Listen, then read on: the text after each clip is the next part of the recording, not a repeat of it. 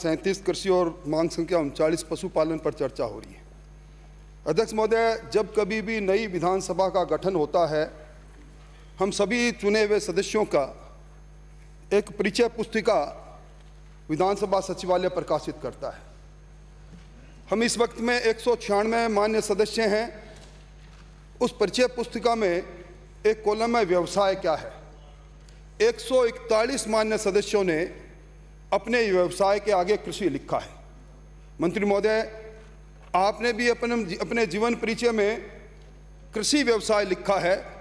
ये दिगर बात है कि आप राजस्थान की राजधानी के कृषक हैं और आजकल आपके खेत में फसल की जगह मकान उग रहे हैं, ये अलग बात है। अध्यक्ष महोदय, इसलिए मैं कह रहा हूं कि आज जिस विषय पर चर्चा हो रही है उसका अनुभव लिए इस सदन के अंदर अधिकांश मान्य सदस्य विराजे हैं।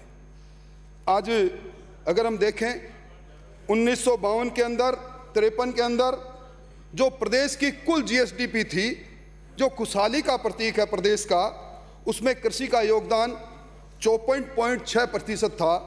और आज जब मैं आपके द्वारा दी गई पुस्तिका आर्थिक समीक्षा को देखता हूं, उसमें आपने लिख रखा है कि कृषि में जीएसटी में योगदान 29.45% रह गया।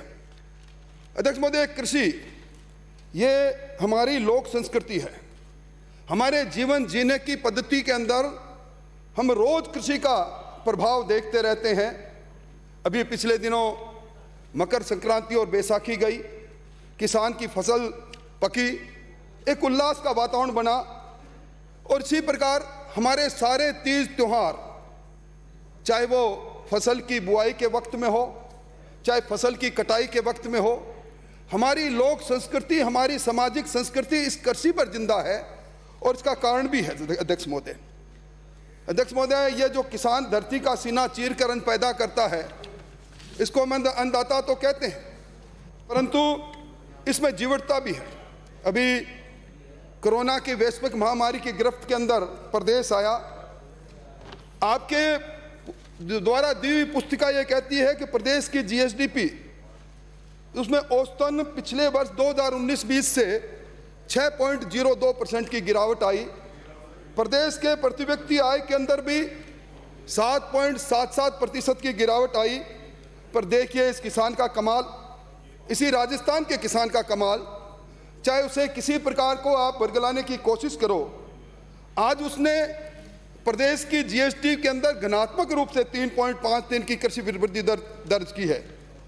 अध्यक्ष महोदय, ये सही है कि आज हमारा प्रदेश क्षेत्रफल की दृष्टि से देश का सबसे बड़ा प्रदेश है, परंतु इसके साथ ही आज राजस्थान के अंदर 29.3% लोग शहर में रहते हैं। शहरीकरण की रफ्तार बढ़ती जा रही है। 70.7% लोग आज गांव में रहते हैं।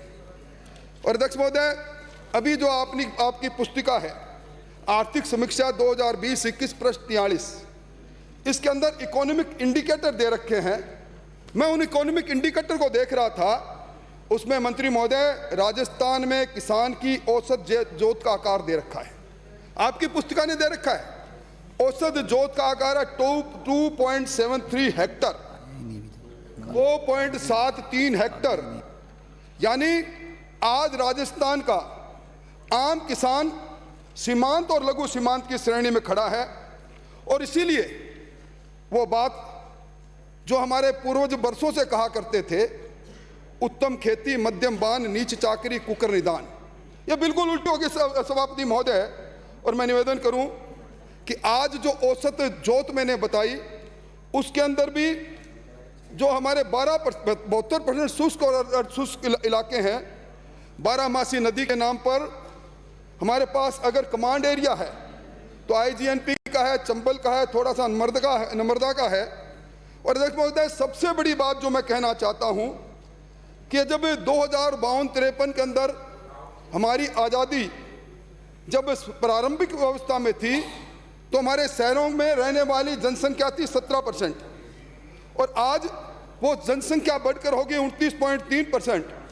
और इसका अर्थ ये रहा कि खेत बढ़ता चला गया, किसान की जोत बढ़ती चली गई, जनसंख्या बढ़ती चली गई, परिवार बढ़ते चले गए, धरती पर बोझ बढ़ता चला गया और कल का काश्तकार मजदूर बन गया। और उसके पश्चात भी हमारे यहाँ एक कहावत है, जब कभी भी, शायद स्वास्थ्य मंत्री जी आपने तो खेत की मेड़ पर भी कभी चले नहीं, अब आप चल नहीं सकते, चलें तो मेड़ बिल्कुल दब जाएगी। जब कभी किसान गया खेत में, वो प्रार्थना करता है, सभापति महोदय आपके आदिवासी इलाके में तो विशेष तौर पर, इस पर मेरे द्वारा पैदा किए गए अन्न से सभी जीवों का पेट भरना, और जो बच जाए उससे मेरे बच्चों का पेट भरना।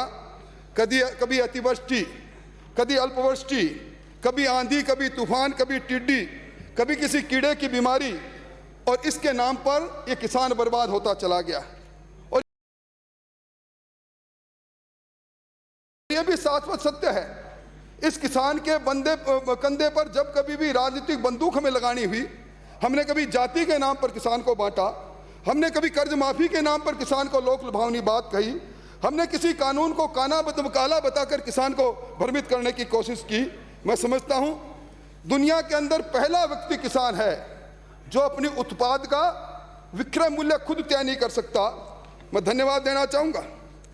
73 वर्ष की आजादी के बाद किसान जब बर्बाद होता चला गया, खर्चे बढ़ते चले गए, उत्पादकता कम होती चली गई, पहले देश के किसी प्रधानमंत्री ने इस बात को सोचा कब किसान की आमदनी को दुगना होना चाहिए, 2022 तक किसान की आमदनी दुगनी हो, यह संकल्प लिया देश के 56 इंच सीने वाले प्रधानमंत्री नरेंद्र मोदी ने। और अध्यक्ष महोदय, यही नहीं, कभी किसी ने सोचा नहीं कि किसान के सम्मान के लिए, किसान को सम्मान निधि, ये कोई वजीफा नहीं, कोई खैरात नहीं, किसान को सम्मान निधि के रूप में 6,000 रुपये हर वर्ष, चाहे छोटा किसान हो बड़ा किसान हो।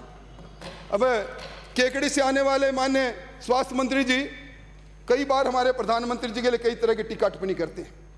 मैं बचपन से जानता हूं, इनके पास भी पुश्तैनी केकड़ी में एक जमीन है। आप स्वास्थ्य मंत्री जी 6,000 रुपये हर महीने वहां से चल कर आते हैं डीबीटी से, और आपके खाते में आते हैं, आप भी उसी प्रधानमंत्री के दिए हुए 6,000 रुपये को ले रहे हैं। अध्यक्ष महोदय, अगर मैं दिसंबर 2021 इस साल की बात करूं, नहीं आता है, ये रिकॉर्ड में दर्ज करा रहे, या तो मुझे पैसा दिलाओ और या फिर अपनी बात वापस। सभापति महोदय, इसके लिए मैं आसन के पास आऊंगा, मैं ये प्रमाणित कर दूंगा। यार, जिसे तुम भूल गए हो वो दिन याद करो। आपके और मेरे बीच में सब लोग जानते हैं, मैं भी जानता हूं, आप भी जानते हो। आप मेरे खेत में आपने, राठौड़ साहब, आपने शुरुआत ही जो है ना उन दिनों से करी है। कृषि मंत्री जी आजकल कृषि नहीं करते, मकानों की बात कर रहे हो, ये आपने शुरुआत उन दिनों से करी है जो आपके हमारे पुराने दिन है।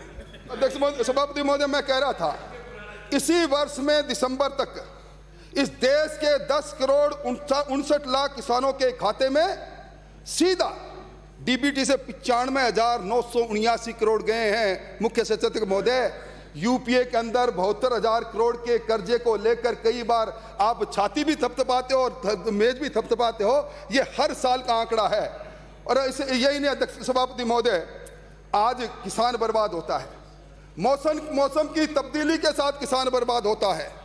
पहली बार देश के प्रधानमंत्री अटल बिहारी वाजपेयी ने कहा, मौसम की बर्बादी से किसान को बर्बाद नहीं होने दूंगा। मौसम आधारित फसल बीमा योजना को लागू उन्होंने किया, और हमारे देश के प्रधानमंत्री जी ने अब फसल बीमा योजना लागू की। अगर मैं 2020-21 का आंकड़ा बताऊं, ये मैं नहीं कह रहा, ये मैं सारी बातें वो कह रहा हूं जो यूनियन बजट के अंदर जिनका उल्लेख किया गया। 2020-21 के अंदर सभापति महोदय 6 करोड़ 6 लाख किसानों को 87,000 करोड़ का भुगतान हुआ है प्रधानमंत्री फसल बीमा योजना। और यही नहीं, आप जैसे ऋण की बात करते हो, ऋण माफी की बात करते हो, इस मुल्क में पहली बार इसी 2020-21-22 के बजट में 16.5 लाख करोड़ रुपए का किसान ऋण का प्रावधान किया गया। अब यूपीए के अंदर आपके समय में जब आपके मनमोहन सिंह जी प्रधानमंत्री थे, तब 2013-14 में 7,30,000। अब आंकड़ा देखिए, एक साल में 2013-14 में 7,30,000 का ऋण मिले, और आज 16.5 लाख करोड़ का मिले। कितना बड़ा का कोटेड यूरिया ने किसान को यूरिया की लाइन लगाने से अलग कर दिया। आपके किसान की जमीन का भी स्वास्थ्य मालूम हो, आदमी के स्वास्थ्य की तरह 22.5 करोड़ रुपए आपके मर्दा कार्ड और 1 ड्रॉप मोर क्रॉप, ये कंसेप्ट किसने दिया? हाथ यूं करने से नहीं, कुछ स्वीकार करना पड़ेगा। और मैं निवेदन करना चाहूंगा, मेरे भाषण की चिंता मत करो। आज अगर किसान की बहबूदी के लिए किसी ने सोचा है तो देश के केंद्र सरकार ने सोचा। 2013-14 में आपके यहाँ जो बजटीय प्रावधान था यूनियन गवर्नमेंट का, वो था 21,933 करोड़ रुपए, और आज इस बार 2020-21 में बढ़कर होगा 1,34,299 करोड़ रुपए। ये हालत है। मैं समझता हूं अपने सदन के नेता सप्ताह के अंदर 4 बार इस बात को कहते हैं कि केंद्र सरकार ने जो कानून पारित कर दिया वो काला कानून है। सभापति महोदय, कई वर्षों से विधानसभा में हूं, मैंने हर कानून के काले अक्षरों में लिखी इबारत तो देखी है, पर कोई कानून काला कैसे हो गया?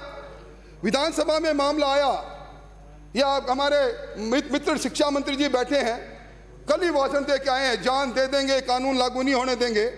मैं इनसे पूछना चाहता हूं, उस पर बहस होनी चाहिए कि इस पूरे तीनों कानून में कौन सी वो लाइन है जिससे किसान का हित है, तब तो समझ में आए कितने आप लोगों को बरगलाने की कोशिश करते हैं। आज एमएसपी की खरीद खत्म हो जाएगी, भाषण दे रहे हैं, ये दोहरे चरित्र में है शिक्षा मंत्री जी, और वहां जाकर कहते हैं एमएसपी खरीद बंद हो जाएगी। देश के प्रधानमंत्री जी ने, कृषि मंत्री जी ने, और मैं आगे बताऊंगा कि एमएसपी की खरीद के अंदर और ज्यादा वित्तीय प्रावधान किया। एपीएमसी की मंडियां बंद हो जाएगी। ये मुझे बताओ कि एपीएमसी मंडियां में इस कानून की पर्दे से बाहर है, क्योंकि ये वैकल्पिक कानून है, किसान की जमीन खतरे में है। आज एग्रीमेंट में किस जगह पर फसल के साथ एग्रीमेंट, कॉन्ट्रैक्ट खेती में जरूर है, पर किस जगह फसल का एग्रीमेंट हो रहा है, जमीन का एग्रीमेंट हो रहा है, ये बताओ। मैं समझता हूं अध्यक्ष महोदय, इन सारी बातों को जब मैं करूं और जब मैं देखता हूं 2018-19 के अंदर लोकसभा के अंदर आप अपने चुनाव घोषणा पत्र में ये कहें कि आज वो समय आ गया है किसान को कृषि उपज मंडी की जंजीरों से मुक्त करने का, आप उन्मुक्त बाजार की बात करो, कोई बात नहीं। 2005 में कृषि शिखर सम्मेलन में मनमोहन सिंह जी कहे, कोई बात नहीं। 2007 के अंदर आप एपीएमसी एक्ट रूल बनाओ, उसमें कोई बात नहीं। 2010 के अंदर आपके समय में हरियाणा, पंजाब, बिहार और पश्चिमी बंगाल के मुख्यमंत्री प्रशंसा करे क्या इस कानून में आमूल चूल परिवर्तन होता, कोई बात नहीं। और आज जब पैरालाइज पॉलिसी सरकार जो चली गई और अब 56 इंच सीने वाला प्रधानमंत्री फैसला करे तो आप बरगलाने चले हो। मैं समझता हूं, देखें अध्यक्ष महोदय, अब मैं आपका ध्यान बजट स्टडी 2021-22 के पेज 50 की ओर दिलाना चाहता हूं। मंत्री महोदय, आप देखेंगे इसमें बजट एस्टीमेट आपका 2021-22 का टोटल बजट एस्टीमेट है 1,32,251 करोड़ का, और इसी तालिका में क्रम संख्या 1 पर कृषि और संबंधित सेवाओं में आप कितना पैसा खर्च करते हैं उनका उल्लेख किया गया है, वो है 9,818 करोड़। और सभापति महोदय, आप मुलाहिजा फरमाएं, इसमें राजस्व मंद रेवेन्यू अकाउंट में तनख्वाह जाती है, आपके दफ्तरों के रखरखाव जाते हैं, आपकी छोटी मोटी ऑनगोइंग स्कीम में पैसा जाता है। राजस्व मद में 9,153, और पूंजी कैपिटल अकाउंट्स जिसमें आप आधारभूत संरचनाएं और नई योजनाओं का के लिए पैसा रखते हो मंत्री महोदय, वो है 524 करोड़। क्या देना चाहते हैं उस राजस्थान के किसान को जो राजस्थान के गांव में बैठा है? राजस्थान की 70% आबादी जिस किसान के धन धान्य पर निर्भर करती है, उसके साथ ये मजाक इससे समझ पूरा नहीं हो सकता। मैं समझता हूं अध्यक्ष महोदय, आपके 20-21 का बजट ये मैं पहली बार देख रहा हूं। उस समय आपने प्रावधान किया था, आपकी किताब ये कहती है 11,490 करोड़ का, और इस बार 21-22 में कर दो 9,818, यानी आप पूरे देश के अंदर अलग जगा रही आपकी पार्टी। आप कभी राजभवन पधारते हो, कभी आप मार्च निकालते हो, और आप 2,000 करोड़ रुपए का बजट ये प्रावधान कम कर रहे हो, इससे बुरी बात क्या हो सकती है? ये आपका असली किसान चेहरा है, मैं समझता हूं। और इसी बजट स्टडी के अंदर अगर पेज 48 में जो तालिका है कि आपने कितनी राशि व्यय की, सभापति महोदय 2019-20 में 9,147 करोड़ में राशि व्यय करते हैं 4,492, यानी 800 करोड़ कम। और 2020-21 में 11,490 में उस दिन मुख्यमंत्री जी कह रहे थे दिसंबर तक का आंकड़ा कह रहे थे भी 6,612। अब दिसंबर के बाद आप सदन को ये बताएं, जब मैं आपसे बात कर रहा हूं तो आप मार्च में खड़े हैं, अब कितनी राशि व्यय कर दी आपने? मतलब प्रोजेक्शन कुछ करो और उसके बाद आप नतीजा कुछ दो, और आप आलोचना कर रहे हैं भारत सरकार की। मैं समझता हूं कि अभी जो बात आपने कही, एक बात आजकल बहुत आती है सभापति महोदय, स्वामीनाथन आयोग की रिपोर्ट। मैं घुमाऊं नहीं घुमाऊं, मैं सीधी बात आपसे ही कर रहा हूं। आप ये बताओ स्वामीनाथन आयोग कब बना और कब इसकी रिपोर्ट आई? आपका ज्ञान नहीं होगा। मैं बताता हूं, दिसंबर 2004। फायदे बता दो। आप तो माननीय सभापति महोदय, उन्होंने लिखा है, आप तो आज लगे हाथ ही तीनों कानूनों के फायदे बता दो, आप हीरो हो जाओगे। मैं बता सभापति महोदय, तीनों कानूनों के लिए किसानों के बीच। महोदय आपने सुनो, मैं डिस्टर्ब नहीं कर रहा हूं, नहीं मैं डिस्टर्ब नहीं कर रहा हूं। आपने ये बोला कि अच्छा काम करने पर छाती थपथपाई जाती है। मंत्री जी बिराजे, छाती तो कूटी जाती है, पीठ थपथपाई जाती है। आपने खुद में बोला छाती थपथपाई। राठौड़ साहब के प्रेम में आप नहीं बोलोगे बीच में। नहीं समय में दम नहीं, अब खैर मानो जान की। अरे जी, समय में दम नहीं, अब खैर मानो जान के। मंत्री महोदय, समय का काल चक्र घूम रहा है। समय का चक्र आपको आपकी हैसियत बता देगा, आप किस गुमान में हो। तो अध्यक्ष महोदय, मैं कह रहा था, ये जो स्वामीनाथन आयोग है, इसने दिसंबर 2004 से अक्टूबर 2006 तक यूपीए सरकार के अंदर 5 अलग अलग प्रतिवेदन दिए, और आप 7 वर्ष तक ये उस समय की पॉलिसी पैरालाइज सरकार इस पर विराजी रही, पूरी बैठी रही और कुछ नहीं बोली। आपने स्वामीनाथन आयोग का नाम ही नहीं लिया। 2014-15 में इस देश के प्रधानमंत्री जी ने पहली बार कहा कि कृषि लागत मूल्य आयोग की सिफारिश पर अब लागत के 50% से अधिक समर्थन मूल्य घोषित करने का हम काम करेंगे। ये ऐतिहासिक निर्णय है। और इस बार जो केंद्रीय बजट आया, उसका लिख लो जब पैरा 96, उसमें उन्होंने फिर ये कहा पूरे देश में एमएसपी की खरीद की व्यवस्था बदस्तूर जारी रहेगी और इसके लिए आवश्यक जितनी भी वित्तीय व्यवस्था होगी सरकार करेगी। और किया भी। आपको ध्यान होगा, इस बार रबी 2020-21 के अंदर जो एमएसपी घोषित की गई, आपकी एमएसपी 2000 गेहूं के अंदर 1925 से बढ़ाकर 1975, जौ में 1525 से बढ़ाकर 1600, चने में 1875 से बढ़ाकर 5100। देखो सभापति महोदय क्या हो रहा है। और मैसूर में 4800 जो बढ़ाकर 5100, सरसों में 4425 से बढ़ाकर 4625। अध्यक्ष महोदय, अब इस सरकार की हालत देखो। मैं समझता हूं कि जो आपने खरीद की, आप ही के दिए हुए उत्तर के से मैंने एक आंकड़ा निकाला है। आप तो पहले तो मुझे ये बताओ कि क्या ये सही नहीं है कि इस देश के अंदर 2013-14 में, ये मैं बजट पैरा पढ़ रहा हूं, यूनियन बजट का पैरा 97, 13-14 में गेहूं की खरीद के लिए सभापति महोदय 33,874 करोड़ रुपए खर्च हुए थे। वे किसानों को जो गेहूं खरीदा गया था 2013-14 में किसान को मिले थे 33,874, 19-20 में बढ़कर हो गए 62,802, और इस बार 2020-21 में ये होगा 75,060।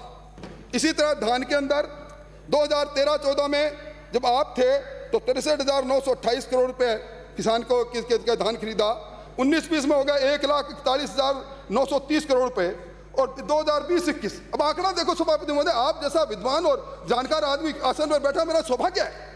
अब आंकड़ा देखो सभापति महोदय, 1,72,752, ये आप ही समझ सकते हैं सभापति महोदय।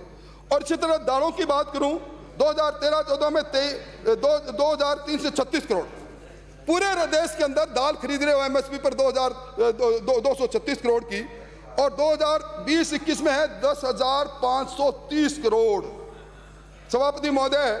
इसी तरह कपास में आपने 90 करोड़ की कपास खरीदी, और इस बार 20-21 के अंदर ये रिकॉर्ड पर जा रहे हैं 25,974 करोड़ की कपास खरीदी है 27 जनवरी तक। अब आपने क्या किया? आप तो एमएसपी के बड़े पक्षधर हैं, आपने कौन से मीर मारे? आपको ये भी बता दो एमएसपी के पक्षधर नहीं होना। आप पक्का? बोल दो आज, आप अभी कह रहे हो पक्षधर, वो आप कह रहे हैं पक्षधर है। तो सभापति महोदय, मैं कह रहा था आपको सरसों के अंदर 2020-21 में क्या कितना लक्ष्य दिया था? क्या यह सही नहीं है? आपके द्वारा दी हुई पुस्तक और आंकड़े ये कहते हैं कि सरसों का उत्पादन 2020-21 की रबी में हुआ 39,52,000 मीट्रिक टन, सर्वाधिक देश में। और आपको केंद्र ने लक्ष्य दिया 10,46,000 मीट्रिक टन खरीदने का, और आपने खरीदी कितनी? आपका कागज कह रहा है 3,46,000 मीट्रिक टन सरसों खरीदती है। केंद्र कह रहा है खरीदो 10,46,000 टन, और आप 3,46,000 खरीद रहे। वाह भाई वाह, क्या कहना आपका। और अब उस समय एमएसपी थी 4650 और किसान ने सरसों बेची अध्यक्ष सभापति महोदय 4,000 में और 3800 के अंदर। और इसी तरह आपने क्या किया चने के अंदर?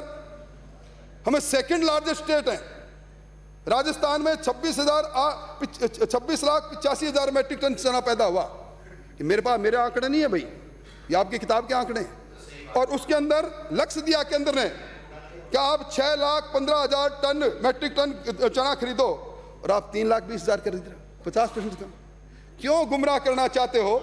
और इसी तरह मूंगफली की बात करूं, अध्यक्ष सभापति महोदय, 12,18,000 मीट्रिक टन मूंगफली पैदा हुई। केंद्र ने इनको लक्ष्य दिया 2,39,000 खरीदने के लिए, और 74,000, सिर्फ 74,000 मीट्रिक टन।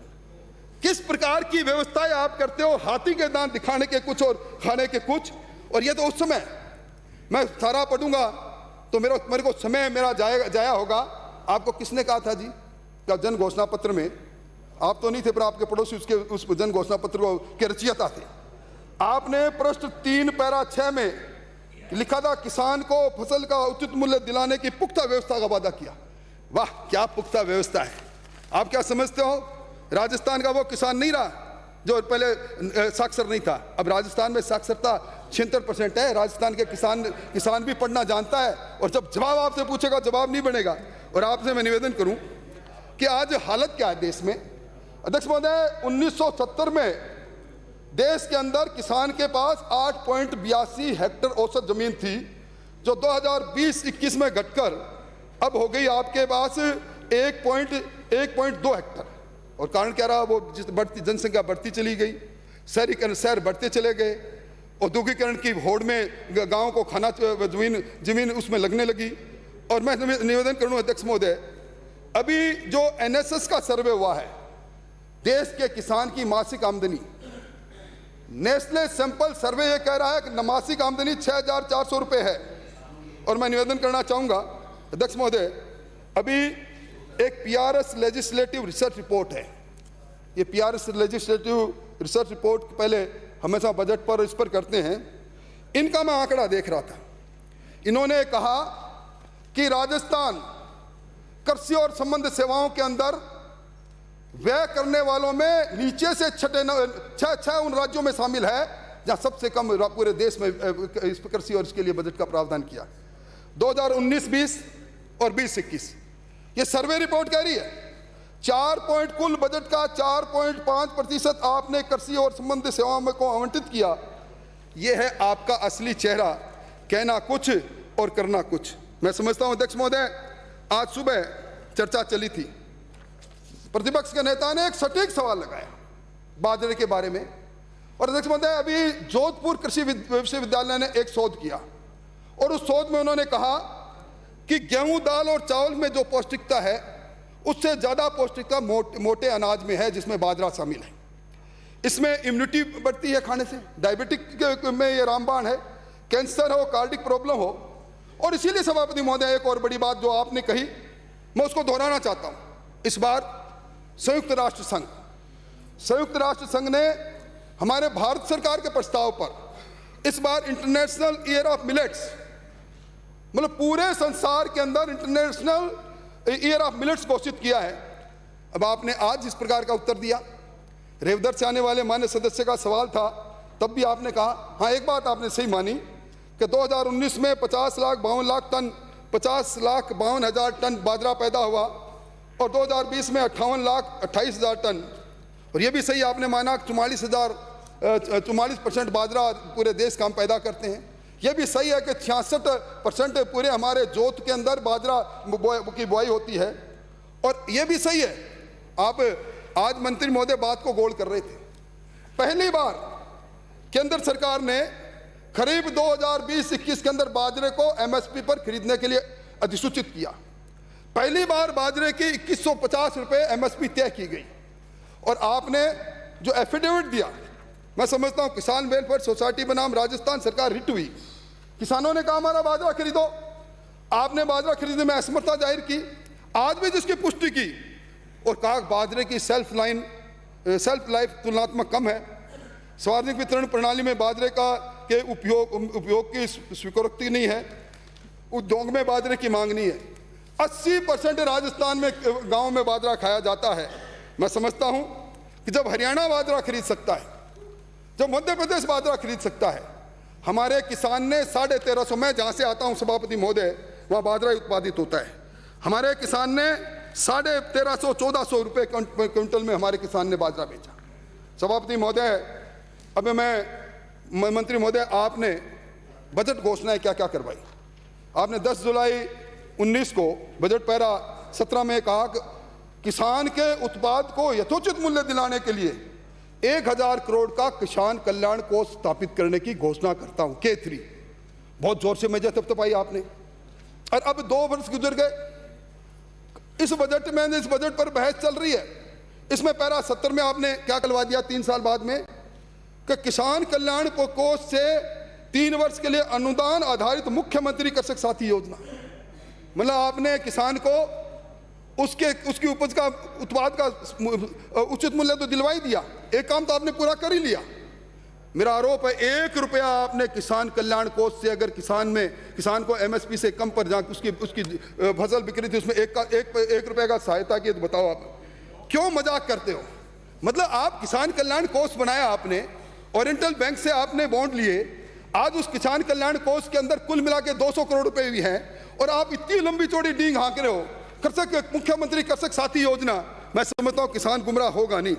और आपने इस बार एक और कमाल किया, आपने कहा इस बार 21-22 के बजट पैरा 75 में कि सरकार ने किसान को पर्याप्त बिजली उपलब्ध कराने के लिए मुलायजा फरमाया और बिजली खरीद में पारदर्शिता लाने के लिए, अच्छे वित्तीय प्रबंधन के लिए कृषक विद्युत वितरण कंपनी खोलने की घोषणा की। मेरी समझ में नहीं आया। आपको याद होगा कि आपने जब पहली बार बजट रख रहे थे मुख्यमंत्री जी, उसमें मुख्यमंत्री जी ने क्या कहा, बजट पैरा 41 में, हमारे पूर्व प्रयासों से राजस्थान बिजली की दृष्टि से सरप्लस हो गया। सरप्लस स्टेट के अंदर ये बिजली खरीदने के लिए आप क्यों काय को ये कंपनी बना रहे हो। और मैं एक बात के लिए धन्यवाद देना चाहूंगा, कम से कम इस बात को तो स्वीकार कर लिया आपने, बिजली की खरीद के अंदर, बिजली कंपनियों से बिजली खरीद के अंदर जो चांदी कूटी गई है वो किसी से छुपी हुई नहीं है। आपने एक कंपनी से खरीदते हैं आप 3 रुपए 70 पैसे पीक आवर्स में बिजली प्राइवेट कंपनी से, और दूसरी कंपनी से खरीदते हैं 2 रुपए 6 रुपए 75 पैसे। क्या है ये। और मैं निवेदन करना चाहूंगा कि अब 27 महीने बाद मुख्यमंत्री जी का पारदर्शिता रखेंगे। चलो बहुत बहुत धन्यवाद आपको। ये 3 डिस्कॉम बने थे, ये 3 डिस्कॉम जब बने तो इंडियन इलेक्ट्रिसिटी एक्ट 2003 के प्रावधानों के अनुसार बने, और आज इनका घाटा 1,16,000 को पार कर रहा है। क्यों किसान इससे संबंध नहीं है। मतलब आपके पेट में तकलीफ है, मेरे समझ में नहीं आया। मतलब किसान को बिजली मिले, अगर मैं उसकी चर्चा करूं, मैं समझता हूं शहरीकरण का दुष्प्रभाव आप पर, गांव में जाना आपने बंद कर दिया, गांव की मेड़ पर आप चल नहीं सकते, इस कारण से मुझे रोकने की कोशिश हो रही है। आपने लिख के दिया है सभापति महोदय, मैं समझता हूं कि इस बारे में भी किसी लोग को सोचना चाहिए। सभापति महोदय, अब मेरा एक निवेदन है, मैं सभापति महोदय, अभी मैं पशुपालन पर मैं जो बोलना है सभापति महोदय 2-3 चीजें और सभापति महोदय पर मैं पशुपालन पर 2-3 बात करना चाहता हूं। समय आपका ही समाप्त हो रहा है। अध्यक्ष महोदय, सभापति महोदय, जब मैं प्रगति प्रतिवेदन प्रश्न 2 पढ़ रहा था तो उसमें 2 बात लिखी थी। एक तो प्रदेश में जीएसटी में पशुपालन का 10% का योगदान है, बिल्कुल ठीक है। एक 19वीं पशु गणना में प्रदेश में पशुधन थे 5 करोड़ 77 लाख, घटकर हो गए 5 करोड़ 68 लाख। सबसे बड़ी बात है सभापति महोदय, ऊंट और गधे लुप्त हो रहे, दोनों में 71.31% की कमी है। 19वीं पशु गणना के अंदर गधे 81,000 थे, 20वीं पशु गणना में 23,000 हो गए। मंत्री महोदय, ये गधों की गणना जब हो रही थी तब आप कहां थे? ये गधों की गणना जब हो रही थी राजस्थान में, तब सरकार सो रही थी? सो नहीं रही थी, आप 5 सितारा होटल की कैद में अपनी कुर्सी बचाने में लगे हुए थे। और सभापति महोदय, मैं निवेदन करना चाहूंगा, कम से कम गधों की चिंता करो आप। ये आपके इस जिले में हिंगोनिया में लगने वाला मेला आपने बंद कर दिया। आप गधे को क्या मानते हो? गधा वो है जो पूरे दिन अपने मालिक के कहने पर काम करता है, पीठ पर बाहर लाता है और रात को वापस चला जाता है, पर वापस लौट के भी आ जाता है। वापस लौट के जो अपने घर पर आता है वो गधा संस्कृति के लोग हैं। आप इस संस्कृति को बचाने की कोशिश करो। और मैं निवेदन करना चाहूंगा, ये जो घोड़े की बात हो रही है, घोड़े आपके यहाँ थे 19वीं जनगण पशु गणना में 38,000, अब 34,000 है गए। भाई हॉर्स ट्रेडिंग की बात तो अब मुख्यमंत्री जी रोज करते हैं। कृपया समाप्त करें। हॉर्स ट्रेडिंग की बात जो मुख्यमंत्री जी रोज करते हैं, तो आप मुझे बताओ ये हॉर्स की ट्रेडिंग में क्या कमी खामी रह गई? ये कौन से घोड़े थे जिसकी खरीद फरोख्त के अंदर आपने इतनी खरीद फरोख्त करा दी, उनकी संख्या में कम हो गए? समाप्त करें। महोदय, मेरा निवेदन है, मैं एक बात कहकर बात समाप्त कर रहा हूं।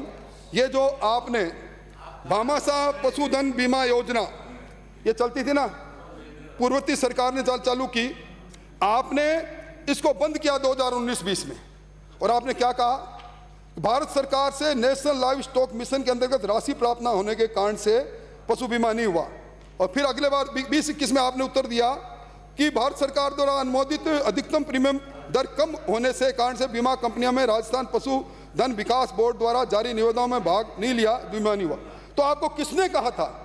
आपने अपने जन घोषणा पत्र के पृष्ठ 5 के क्रम संख्या 3 में क्यों लिखा कि लघु और सीमांत किसानों के पशु को हम बीमा करेंगे?